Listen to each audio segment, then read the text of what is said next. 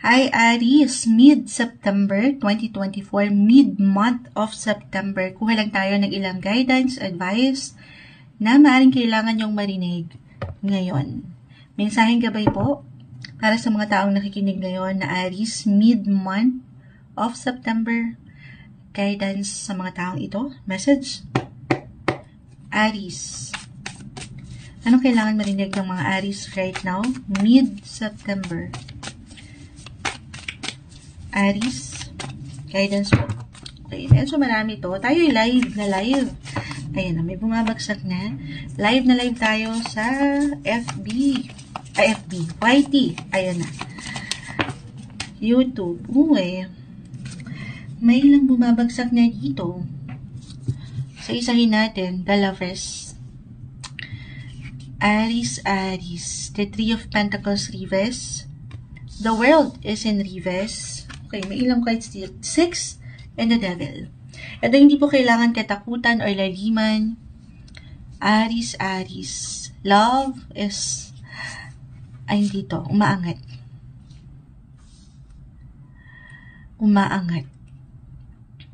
Nangingibabaw yung love. Especially agad-agad, kung aking i-applyan astrologically right now,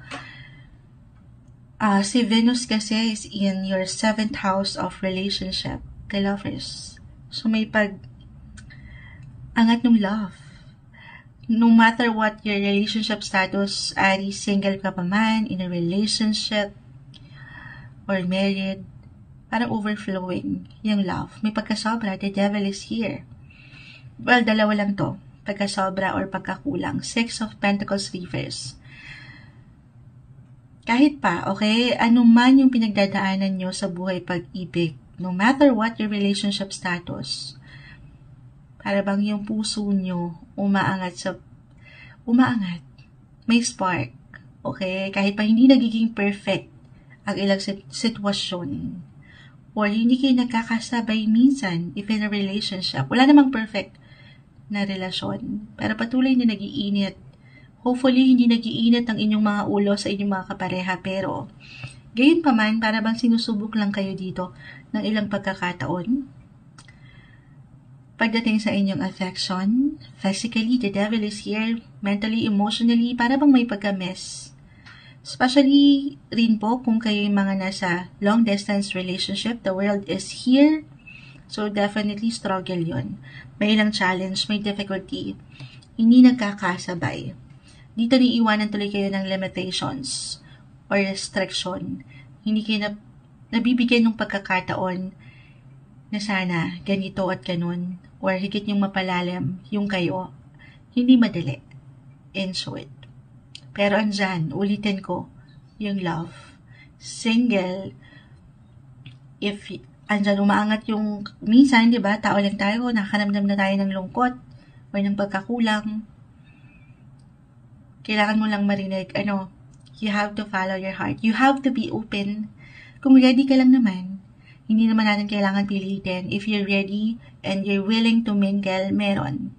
The lovers is here. Yun lang. Huwag ka lang magmamadali. Mid-September, not the best time para sumuong ka bigla-bigla sa isang conclusion pagdating sa relasyon. Dahil nga dito yung love, nag-iinit, hindi naman sa hindi magiging okay, pero still, very important na alam mo ang iyong sinusuong. Alam mo yung limitation mo. I mean, get to know each other first muna. Kung meron ka na kinikilala, huwag magmadali. The devil is here. 6 of Pentacles, reverse. So, may ilang imbalances pa rin na pag-angat. So, kailangan dito, syempre pa, ready. Ready kayo. Ready kayo pareho. Physically, mentally, emotionally, or even financially sa pagiging practical. Other messages, kung hindi yan mag-apply para sa ilan sa inyo, Aries, mid-September. I feel dito na may pagiging busy na higit ang lahat sa inyo. Sa trabaho, yung productivity, when it comes to work, or career, maging ano pa man po ang inyong pinagkakaabalahan sa pang-araw-araw. 6 of Pentacles, the devil. Hindi po isang medical advisor ang Moonchild. Pero Aries, if ever mag-apply itong parang pagkasobra or pagkakulang Baka nakukulangan ka na ng tulog, or nasasobrahan ka sa trabaho, nasasobrahan ka ng masyadong enerhiya sa isang sektor, nasasobrahan ka na ng pag-alala, ng pag-worry, at dito, kulang, oo, hindi na balance. Maring makita nyo, mapunan nyo, na may pagka-low, may pagka, low bat yung energy. Pero dahil ni love, mahal niyo yung ginagawa nyo, mahal niyo yung tao, baka hindi nyo ramdam yung pagod.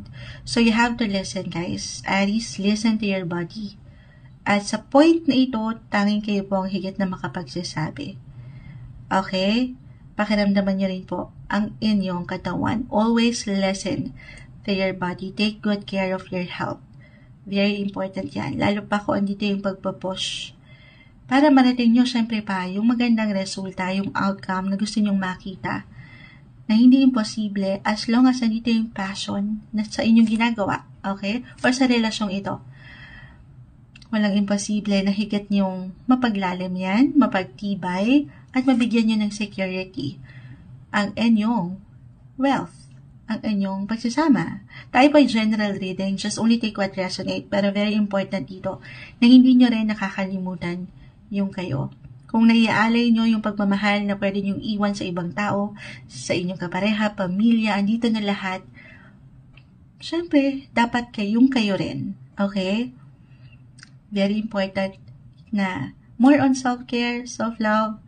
You have to be strong You have to be fit, the devil. Ito kasi yung ilang, I will be straightforward, yung ilang certain unhealthy, and 6 and 6 umaangat dito. 6, the lover, 6 of pentacles. It's about health, okay? The devil reverse, ito yung ilang unhealthy attachment, unhealthy behaviors, or unhealthy habits nyo. Tanungin ng sarili, baka dyan, saan ka sumusobra? Sa pagbibigay ba? Or saan ka nakukulangan? Sa oras ba sa pamilya? Or sa oras sa iyong sarili? Diyan, of course, kahit pa pare-pareho kayo ng sign, magkakaiba po ang bawat isa. Depende yan kung saan kayo nag-iiwan ng higit na prioridad. But you have to protect yourself. First and foremost, huwag mong kakalimutan ng iyong sarili. Alagaan mo rin ang ikaw. Ngayong mid-September 2024, Aries.